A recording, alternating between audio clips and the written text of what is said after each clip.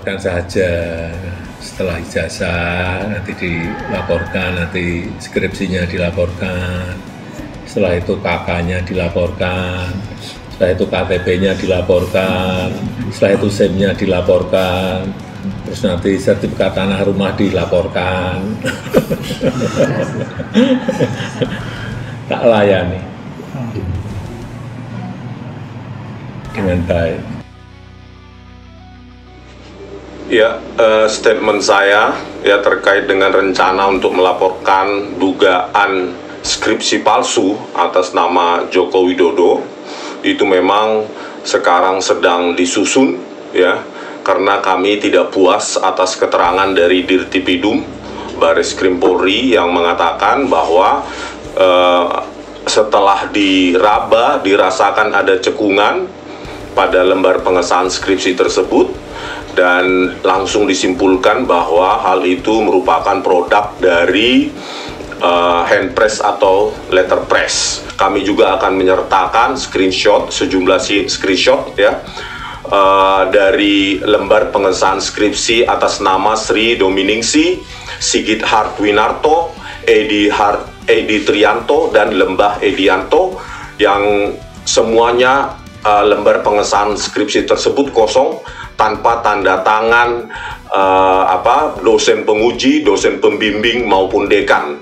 Jadi ini kami duga adalah lembar-lembar pengesahan skripsi yang direproduksi agar sesuai dengan lembar pengesahan atas nama Joko Widodo. Terima kasih. Halo Sobat Kupas Tuntas, balik lagi di podcast Kupas Seru Mandev Ajus Channel. Bareng gue Dito. Dan aku Naya. Hari ini kita bakal bahas topik yang agak berat tapi seru. Soal dugaan ijazah palsu Presiden Jokowi. Ini isu lama, tapi akhir-akhir ini naik lagi. Dan makin banyak cabangnya. Bener banget. Jadi ceritanya, isu ini pertama kali serius dibawa ke ranah hukum tahun 2022 sama tim yang namanya TPUA. Tim Pembela Ulama dan Aktivis. Yes, waktu itu yang lapor ke Bareskrim itu Antonius RS alias Rismon Sianipar dan kawan-kawan. Mereka menuding ijazah S1 Jokowi dari Fakultas Kehutanan UGM tahun 1985 itu tidak sah. Nah, lucunya, mereka bilang katanya data nama, tanggal lahir, dan dokumen lainnya tidak sinkron. Tapi waktu itu pihak UGM langsung angkat bicara, menyatakan bahwa Jokowi memang alumni sah mereka. UGM bahkan nyebutin, ijazah Jokowi itu asli, dan arsip kelulusannya lengkap. Udah ada dari Kepala Biro Hukum dan Organisasi Kemendikbudristek juga, semua sah.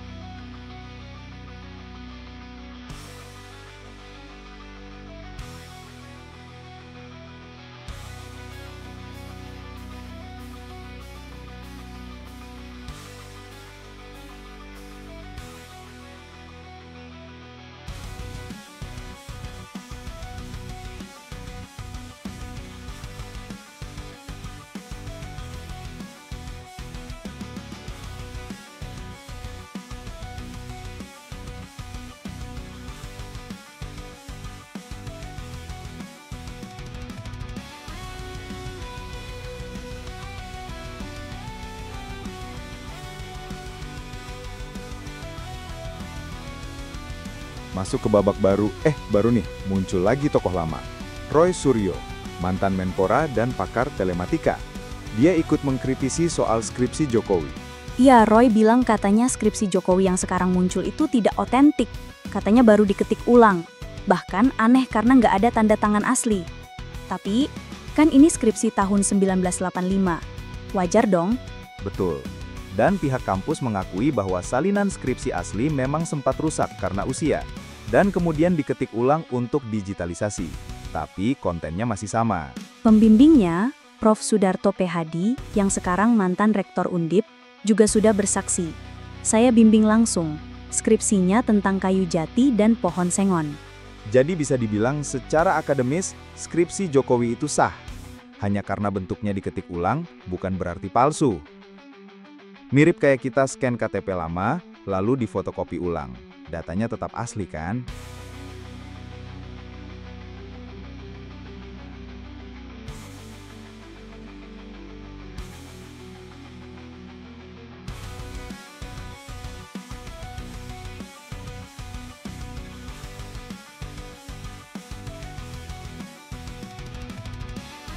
Nah ini yang makin panas, Dit. Rismond dan timnya meragukan Desa Ketoyan, Boyolali sebagai tempat KKN Jokowi. Ya, katanya setelah mereka datang ke sana dan wawancara warga, gak ada yang ingat Jokowi pernah KKN di situ. Tapi, ternyata berita itu dibantah juga oleh warga setempat. Ada warga bernama Pak Wagimin dan Bu Marni yang diwawancara Detik dan CNN. Mereka bilang masih ingat Jokowi waktu muda KKN bareng temennya di rumah mereka tahun 1985. Warga juga bilang Jokowi rajin bantu-bantu, dan bahkan dokumentasi KKN-nya udah ada di arsip desa dan UGM. Jadi lagi-lagi, bantahan dari warga dan kampus tuh kuat banget. Tapi memang, kubu pelapor gak tinggal diam. Mereka terus menyebar narasi bahwa Desa Ketoyan itu dipilih karena cocok saja, bukan tempat aslinya. Tapi belum ada bukti kuat soal itu.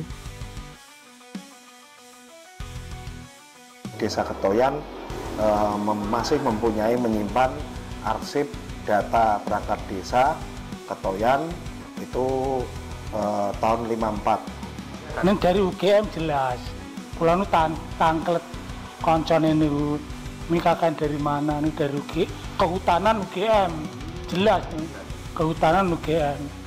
Pak Jokowi itu ada nih lho, saya diantar Pak Jokowi wi naik bus. Untuk investigasi lapangan lah. Jadi teman-teman catat iseng-iseng berhadiah. Kalau ada data itu berhadiah, kalau enggak ya kita ngopi di sana. Iya. Dipersoalkan itu mungkin ada tanda-tanda. Ya, KKN dicek aja di Desa Ketoyan, di Kecamatan Wonosgoro, Kabupaten Boyolali dicek ke sana. Tahunnya seingat saya. Jadi bisa dibilang, secara akademis, skripsi Jokowi itu sah. Hanya karena bentuknya diketik ulang, bukan berarti palsu. Mirip kayak kita scan KTP lama, lalu difotokopi ulang. Datanya tetap asli kan? Nah, ini yang makin panas, Det. Rismond dan timnya meragukan Desa Ketoyan, Boyolali sebagai tempat KKN Jokowi. Iya. Katanya, setelah mereka datang ke sana dan wawancara warga, gak ada yang ingat Jokowi pernah KKN di situ. Tapi, ternyata berita itu dibantah juga oleh warga setempat. Ada warga bernama Pak Wagimin dan Bu Marni yang diwawancara Detik dan CNN. Mereka bilang masih ingat Jokowi waktu muda KKN bareng temennya di rumah mereka tahun 1985. Warga juga bilang Jokowi rajin bantu-bantu. Dan bahkan dokumentasi KKN-nya udah ada di arsip desa dan UGM. Jadi, lagi-lagi, bantahan dari warga dan kampus tuh kuat banget. Tapi memang, kubu pelapor nggak tinggal diam. Mereka terus menyebar narasi bahwa Desa Ketoyan itu dipilih karena cocok saja, bukan tempat aslinya. Tapi belum ada bukti kuat soal itu. Yang menarik, ini semua muncul jelang tahun politik. Dan para pelapor kayak Roy Suryo, TPUA, sampai beberapa influencer medsos terus dorong isu ini di media sosial. Tapi, udah beberapa kali juga Roy Suryo dilaporkan balik. Bahkan sempat dilaporkan terkait penyebaran hoaks dan pencemaran nama baik oleh tim hukum Jokowi. Sementara Rismond Sianipar, yang juga pernah terlibat dalam gugatan ke MK, kini juga sedang diperiksa atas laporan balik. Jadi saling lapor nih. Publik makin bingung. Tapi banyak juga netizen yang bilang, kalau bukti udah lengkap dari kampus dan saksi, kenapa sih terus diungkit? Ada yang bilang ini manuver politik, buat bikin distrust. Kalau disimpulkan, semua tuduhan soal ijazah, skripsi, dan KKN udah dibantah resmi. Bukti dari kampus, warga, arsip negara udah dikasih. Tapi kalau masih nggak percaya ya... Ya bisa jadi itu bukan soal fakta, tapi narasi untuk kepentingan tertentu. Tapi kita sebagai pendengar dan warga, penting buat cek fakta. Jangan telan mentah-mentah. Apalagi ini udah tahun politik. Banyak kabar dibungkus rapi biar kelihatan valid, padahal bisa jadi hoax atau setengah kebenaran. Oke Sobat Kupas, semoga obrolan ini bikin kalian lebih melek informasi, lebih kritis dan nggak gampang digiring isu.